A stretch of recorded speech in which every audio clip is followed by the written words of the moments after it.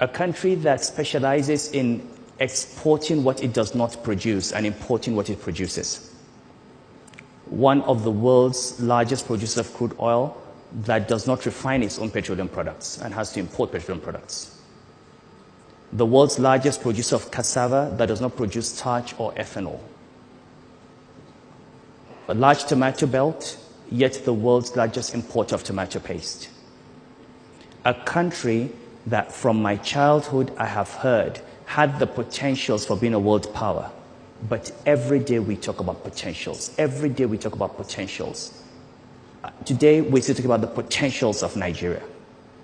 And yet China, Indonesia, Malaysia, Japan, Korea, Vietnam, Brazil, all of those countries have turned the potential that they had into reality.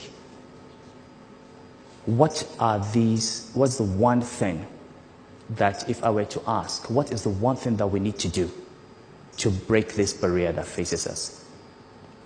In 4 years in Abuja, I've come to the conclusion that we need to overcome the fear of vested interests. And I'll talk to you through a little bit of my own experiences as governor of Central Bank and use that as a basis or as a template for what I think we need to do if we change this country. I became governor of the Central Bank of Nigeria in 2009. And this was in the middle of a global financial crisis. I came to the central bank knowing that banks had problems and believing that these problems were caused by a global crisis, by the collapse in the capital market, the collapse in the price of oil, and that they would be fixed by simply addressing the normal risk management issues in banks. Shortly after I came in and one went through investigations, I discovered that the Nigerian banking system was infested with the same corruption of the rentier system in this country. That a number of bank chief executives had taken their banks and fleeced those banks and literally taken away depositors' money to buy property all over the country, all over the world. And just like people do in ministries or in government agencies or whenever they have opportunities in all companies, the banks were themselves a site for rent seeking. The fundamental character of the Nigerian state is that for decades, since we found oil, it has existed not to serve the people, but as a site for rent extraction by a very small minority that controls political power. And it doesn't matter where this group comes from, whether it's North or South or Muslim or Christian or military or civilian. The state has always been a site for the extraction of rent, with the exception of a few years that we can think of where we've had development. And this is at the heart of the problems of the country. Now, when we discovered this, and I'll give you a few examples, and these are well known now, they've been published. You know, there was one chief executive officer that took away from her bank over 200 billion naira. Okay, that was over $1 billion. And where was this money taken to? Purchase of property. We recovered from one CEO 200 pieces of real estate in Dubai. Real estate in Johannesburg. Real estate on the Potomac in Washington, apart from shares in over 100 companies. And all of that was purchased with depositors' funds. We went to the court in UK on the case of another CEO. We got a judgment against that CEO for 142 billion naira. Stolen from the bank, taken to buy shares and manipulate the shares of his own institution, and also transferred outside to purchase property. Now, the first CEO we were able to convict, we recovered these assets and got a 6-month sentence and sorted it out. The second CEO, we finished our case. established in Nigeria, that we had a civil case in the UK, had a criminal case in Nigeria, established the case.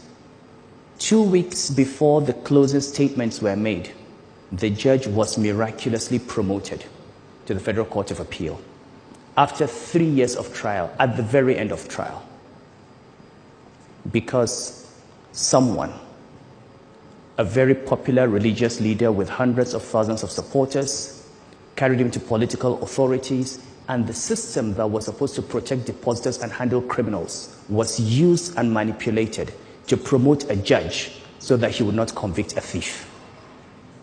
Now, this is an example and an instance of the kinds of things that happen in a country that stop a country from reaching its full potentials. But my experience with the banking reforms and how it affects the fear of vested interest was the following. After we discovered the things that happened in the banks, the critical thing we had to do was take a decision that would pitch us against powerful political and economic forces. We were dealing with chief executives that in 2009 had become invincible. They were in the seat of power. They had economic power, and they had bought political protection. They were into political parties. They had financed the elections of officers, and they believed that nobody could touch them. And every time I said it was time for us to take action, people said to me, "You can't touch these people, you'll be sacked." Or, "You can't touch these people, they will kill you." Or, "You can't touch these people, you can't do that." And I said, "You know what? We are going to take them on." And we took the decision. We're going to remove them. And you know what? We removed them and nothing happened. We're going to prosecute them. We're going to put them in jail. And we put one of them in jail. And we're going to recover these assets. Because the way the central bank operated in the past was these guys take all this money and the central bank says the bank has failed. The banks that we saved had 4.4 trillion naira in deposits. They had 8 to 10 million customers. But the government and the system has always betted on the side, has always bet on the side of the rich people. Because these 8 million customers, the old woman in Boko, or in Yenagoa, or in Maiduguri, who has been told to save her money, and who saved money for 40, 50 years, wakes up one day and all her savings are gone. The civil servant who worked for 35, 40 years, kept his pension money in the bank, the school fees of his children, the medical bills, wakes up one day and he finds that his bank is barricaded because the bank has failed. Banks do not fail. When people say banks have failed, it's like seeing a man whose throat has been slit and you say the man died. He did not die, he was killed. And those that murder the banks, those that destroy these deposits, have always walked away. They become senators. They become governors. They become captains of industry. They set up new banks. And they continue. And the millions of poor people who don't have a voice, that's it. Nobody knows the number of Nigerians who have died from failed banks because they were sick and could no longer pay their medical bills because those bills were, the money was locked up in a bank that has failed. Nobody knows the number of children whose parents could very well afford to pay their school fees who had to drop out of school because banks were mismanaged. So we use this as one instance, as one example of what you can do if you're ready to confront these vested interests and deal with them and protect the poor for the first time. But the banking industry is just one part of Nigeria. What is happening in other areas? So, take the oil industry. We talk about fuel subsidy. In 2009, this country paid 291 billion naira as subsidy for petroleum products. By 2011, this number had jumped to 2.7 trillion naira. Did we start consuming 10 times as much petrol? Do we have 10 times as many cars? Did the population of Nigeria multiply 10 times? I did not believe those numbers. I screamed against those numbers, and what people screamed. Of course, we tried to remove subsidy. There was Occupy Nigeria. There have been investigations. And what did we discover? That a lot of that money never went to fuel subsidy that was consumed by Nigerians. There are people in this country that produced pieces of paper and brought to PPRA, and somebody stamped those pieces of paper and said they brought in petroleum products and actually paid them subsidy. And those pieces of paper said, I brought 30,000 metric tons on so-so ship, and we discovered that that ship was nowhere near the coast of Nigeria on that date. We have seen vessels that did not even exist, that had been retired on bills of lading, and money has been paid. And you know what? None of them, as I speak to you, has gone to jail. This is the only country in the world where you have something called oil theft, where vessels can simply come and take crude oil and literally just drive out of the country. You see the numbers every day: 100,000, 200,000, 400,000 barrels a day. Nobody even knows. 7.3 billion naira. How does anybody take oil in a vessel and leave a country?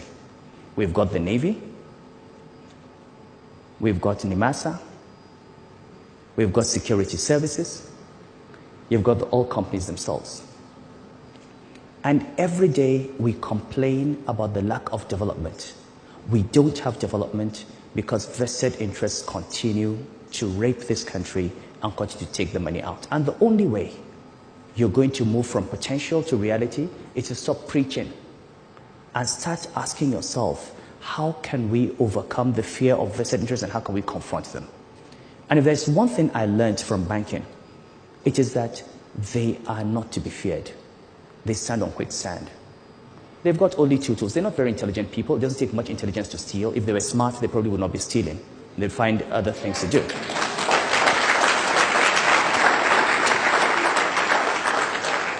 They have two weapons, and two weapons only.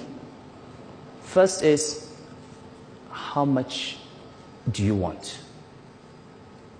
And if you don't want anything, then I'm going to destroy you. If you don't want their money, and if you're not afraid of them, you destroy them. There's nothing else in there. You're more intelligent, and we've got to ask ourselves as a country, how have we allowed ourselves to be reduced to a level that is so far below our potential? A few weeks ago, I was in Lagos at Tinubu's birthday at the colloquium, and I spoke to young people. I said, we have 65 million young people in Nigeria. I'll give you one idea. You have 65 million youth in Nigeria. What does it take for one of you to get your votes and be the president of this country? What does it take for you to say, you're tired of my generation? I'm going to get one 40-year-old, intelligent, committed, patriotic Nigerian, and we're going to ask all the youth to vote for him. What does it take for you to address this issue sector by sector? Identify these interests one by one and confront them. Why does it have to take fuel subsidy removal for us to come out and challenge the rot that is in our country? What are we afraid of? We're afraid of losing the security that we have today. We may not lose it today, we will lose it tomorrow. So if there's one thing I have, one message I have for every Nigerian, is to remember that the problems of this country are enormous. The solution is simple. And that solution is we must recognize that at the heart of the problem of Nigeria, at the heart of 90% of our issues, from Boko Haram to religious crisis, to ethnic crisis, to unemployment, to the lack of education, to the lack of healthcare, is that there are people who profit from the poverty and underdevelopment of this country. And these people are called vested interests. And so long as they remain entrenched, and so long as we do not overcome our fear of them and dislodge them, we are not going to find a solution to this problem, and we're not going to reach our true potentials. My time is up. Thank you very much.